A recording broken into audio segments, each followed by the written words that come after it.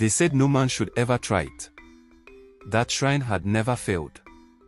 Every man who came to sacrifice walked out rich. Until him. His body was found covered in ash, face frozen mid-scream, fist clenched around air. No wounds. No blood. Just smoke, silence, and a smell like burnt metal and rain. They said the shrine had exploded. That the gods turned on him. But those who knew Mama Ngozi said otherwise. They said it wasn't the gods. It was God. She had been fasting. She had been praying. And when her own son tried to sacrifice her for wealth, heaven answered. From the time Ola could talk, he wanted more. Not more joy. Not more wisdom. Just more money. More noise. More power. In their quiet family compound in Ibadan, Ola never played like the other children. He mimicked traders, counted pretend money, and demanded respect like a king in rags. He was never curious, never quiet, never still. His siblings, Kola and Amoka, were different. Kola was calm and methodical, always assembling broken radios and drawing house plans. Amoka loved singing and cleaning the chapel on Saturdays. She once said she wanted to be a nurse and help people like Mama. But Ola said nurses were broke. Engineers worked too hard. He would be rich without all that stress. He was always out late, hanging around older boys who whispered about fast money and the next big plug. While Kola and Amoka studied by candlelight, Ola was on the street, pretending he already had what he hadn't earned. In JSS 1, he was caught stealing meat pies. In JSS 3, he sold pirated DVDs and fake perfumes from Lagos. Business, he'd call it. The teachers called it madness. Mama Ngozi just wept. She didn't have the energy to keep up anymore. Her husband had left when Ola was 7, disappeared into thin air one night after beating her senseless for cooking watery egusi. From then, it was just her and the 3 children. She hustled every day. Sold palm oil. Tutored in the evenings. Braided hair for students on weekends. All she wanted was to see her children succeed. Kola did his part. Amoka did hers. But Ola. By SS2, he dropped out.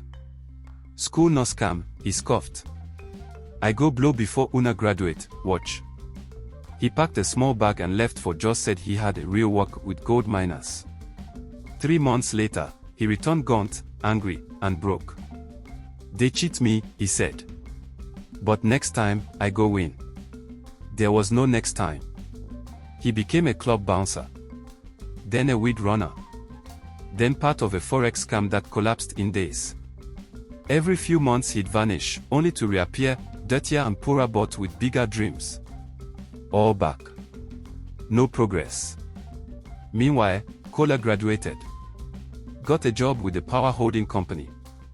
Amoka got into nursing school. Mama Ngozi smiled through missing teeth and fed them from a small farm plot behind their house. But Ola. He was squatting with a friend in Ibadan, sleeping on foam and borrowing clothes. Until the day everything changed. It was a hot Tuesday afternoon. He and his friend Ton were playing FIFA when they heard a horn outside. A black Range Rover Sport. Out stepped a man in Gucci slides, white agbada, gold chains. 2 girls with Brazilian wigs waited inside. Ola blinked. Dogby. This was the same classmate they used to laugh at in school, thin as a mop stick, always begging for Gary. Now he looked like an Hollywood star. Guy. You blow. Ola ran out, excited. Abeg tell me say no music. Dogby grinned. Music no go by this range, bro. So how? Dogby opened the door. Enter. I go show you. They drove for hours, out of Ibadan, past Ajibu, through a bush path with thorns like knives. At the end stood a walled compound with iron gates. Guards with machetes and red eyes watched them enter. Inside, candles flickered. The air smelled of blood and burnt herbs. They reached the heart of it, a small room with a mirror, framed in bones and feathers, resting on a stone altar. Dogby turned. This mirror no dey lie. It reads your heart. The one you love most, that's who it wants. Ola frowned. And then? You stab the mirror. They die. Then the money comes. Ola scoffed. And if I no love anybody? The priest behind the mirror chuckled. You do. Your soul knows. Ola shrugged. He was ready. No hesitation. He figured maybe his ex or their son would appear. But when the mirror shimmered, it showed Kola. Ola blinked. I no love that one oh. He always dey insult me. The priest smiled. But your spirit loves him. The dagger was placed in Ola's hand. He closed his eyes. Stabbed. 1 week later, Kola was stabbed to death at a bar in Osogbo. Robbery gone wrong. Ola cried at the funeral, loud, dramatic, but kept glancing at his phone. The next morning, a backpack filled with cash sat on his doorstep. He bought a Benz. Then another. Moved into a 4-bedroom duplex in Lekki. Changed numbers. Changed friends. Changed everything. He joined the Brotherhood. They called themselves the Circle. Rich men who sacrificed loved ones for power and wealth. Every 5 years, they renewed the covenant. All-white parties, idol worship, secret meetings on yachts and in private villas. No giving. Only consuming. The shrine gave and they took. The rules were clear: do not share your wealth with family. No helping. No school fees. No hospitals. Let them suffer. He obeyed. 5 years later, the mirror called again. This time, it showed Amoka. His baby sister. His angel. He didn't even flinch. He wanted more. He needed more. So he stabbed. 2 weeks later, Amoka fell sick. Doctors said aggressive cancer. She was gone in a month. He sent 500,000 Nigerian nairas for burial. Posted a filtered photo of her online. Fly high, baby girl. You were too pure for this world. He partied that night. White outfit. Champagne. Strippers. He had done what he had to do. But the mirror was not done with him. Ola barely remembered what it felt like to sleep soundly. Every night, even in his king-size bed with silk sheets and central air, he tossed and turned. He had everything: cars, women, designer suits, a luxury apartment on the 18th floor of a Lekki high-rise. But he hadn't spoken to his mother in years. And now, she had appeared in the mirror. Not Kola. Not Amoka. Mama Ngozi. She wore her faded wrapper and head tie, the same way she did when he was a child. She didn't speak. She didn't cry. Her hands were clasped in prayer. Ola had frozen. Something about the way her face looked, calm, but knowing, chilled him. The priest had said nothing. Just stared. When Ola lowered the knife, the priest frowned but said, "You'll be back. The shrine never lies. Your spirit must finish what it started." Back in the village, Mama Ngozi had started having dreams. Dark, smoky dreams. At first, they were simple. She would see a man with no face standing at the edge of a field, watching her. Then it escalated. The faceless man would chase her. She would run, breathless, but just before he caught her, a bright light would break through the sky and the man would vanish. She would wake up sweating, her heart pounding. One morning, she couldn't get out of bed. Not from illness, something deeper. Heaviness in her spirit. She prayed. She fasted.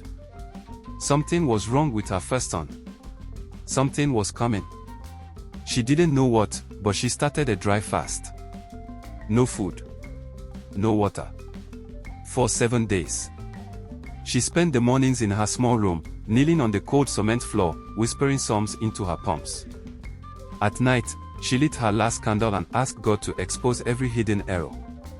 She didn't know that hundreds of kilometers away, Ola was pacing inside the shrine again. He had tried to ignore the mirror. He had gone on a 2-week yacht party in Seychelles with some of his Accord brothers. They laughed, smoked shisha, danced in white robes, and poured expensive wine on golden idols. One of the men, a former senator, leaned in and said, "You've made 2 sacrifices. Why haven't you completed your 3rd?" Ola shrugged. "The mirror showed my mother."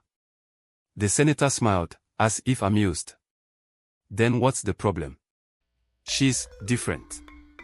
She prays too much." The senator looked him dead in the eye. "Then you better strike before those prayers lock your destiny out." Ola laughed it off. But when he returned home, he found that his private account had been frozen due to an untraceable error. The next day, his gold-plated Benz had its tires slashed in broad daylight. The shrine was losing patience. He knew what he had to do. He returned to the shrine under a new moon. The priest had prepared everything: new blood offerings, rare herbs from the river markets, 7 white candles placed at each point of the altar. The mirror had been reconsecrated with a fresh ram sacrifice. Ola arrived wearing all white. His mind was clear. He told himself, "After this, I'll be untouchable." As he approached the mirror and raised the dagger, the mirror turned dark, not the usual shimmer, but black. Then came smoke. Thick, gray, suffocating. Ola coughed. Then a voice boomed from inside the glass. "Stay away from this one." He stumbled back. The voice was not human. It rang like thunder. Then, a shape appeared. A figure, white robe, burning eyes. Wings. An angel. Its arms were crossed, unmoving. "Touch her, and I will fight you." The candles blew out on their own. The mirror cracked, a spiderweb of glass spreading from the center. The priest screamed and began chanting. Ola dropped the dagger. His hands were shaking. "What is she?" he asked, breathless. "She is shielded," the priest whispered. "Your mother, she is covered." Heavily. "I can't kill her." "Not now. But maybe later," the priest said. "You must let time pass. We will summon greater spirits. We will dig deeper. If she is a wall, we will find the hammer." 2 months passed. During that time, Ola threw himself into distraction. More parties. More women. He started sleeping with the wives of politicians. He flew models to Dubai, bought them Versace sandals, and ghosted them. But at night, he couldn't sleep. He started drinking alone. He was losing weight. The bag of cash from the shrine still came, but it was lighter. His dreams turned strange. He would see Amoka standing in a hospital corridor, whispering, "Why?" Kola bleeding on the bar floor, eyes open, gasping, "It wasn't supposed to be me." He told himself he was imagining things. The shrine called again. This time, the priest summoned everything he had. Sacrificed a goat, a dove, and a black cat. Buried 3 human fingernails in the foundation of the shrine. Burned incense from Benin and chanted in a forgotten tongue. This time, it had to work. Ola was dressed in red. He had shaved his head. He wanted this more than anything: final wealth. The kind of money that moved nations. The power to own oil blocks. The kind of wealth that bought immunity from death itself. The mirror glowed. It was blood red. When Mama Ngozi's face appeared, it wasn't like before. She was covered in fire. Not screaming. Not in pain. Just burning, glowing, as if fire was her armor. Then came the voice again. Stronger. Deeper. Last warning. "This is my chosen one. If you lift that hand, you die." The flames leapt from the mirror. Ola screamed. The dagger melted in his hand. The priest staggered back, his robes on fire. Ola's clothes were scorched, but he wasn't burned. They both collapsed. When they awoke, the candles had turned to dust. The walls were singed black. "She's too strong," the priest said. "She fasts too much. She prays in the night. Your mother is dangerous." Ola returned home, shaken. His account had been restored, but the bag of cash never returned. He sold a few cars. started gambling. Tried to flip real estate but nothing stuck. He drank more. Slept less. The Brotherhood sent him a warning: 1 year without sacrifice is spiritual suicide. He had one chance left. 6 months later, during Harmattan, he returned to the shrine one last time. The priest was gone now. Grayer. Weaker. But determined. He had summoned all the powers of every region, earth, river, air, forest. He said, "This is the last attempt. If this fails, you're finished." Ola nodded. The shrine door closed behind him. The mirror began to glow. As he raised his hand, lightning cracked across the sky. Then, the mirror exploded. The force flung Ola across the room. Fire erupted from the altar. Not ritual fire. Real fire. From above. The priest screamed as flames engulfed him. Ola tried to crawl to the exit, but the door slammed shut by itself. A voice echoed in the flames. "I warned you." That was the last anyone saw of Ola. By sunrise, the shrine was ash. Only his Rolex, a gold tooth, and a left foot were found. Back in Lekki, his house was seized by the state. His cars vanished. His name was wiped from the Brotherhood registry. The shrine was gone. Permanently. The other occult members tried to rebuild, but nothing worked. The mirror would not reflect. The idols refused sacrifice. The circle had been broken.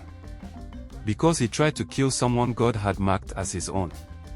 Mama Ngozi sat under the old mango tree behind her house, the same one her children used to climb as toddlers. The afternoon wind blew dust across the compound, and the air smelled of dry leaves and rain that refused to fall. She didn't speak much anymore. Her neighbors noticed.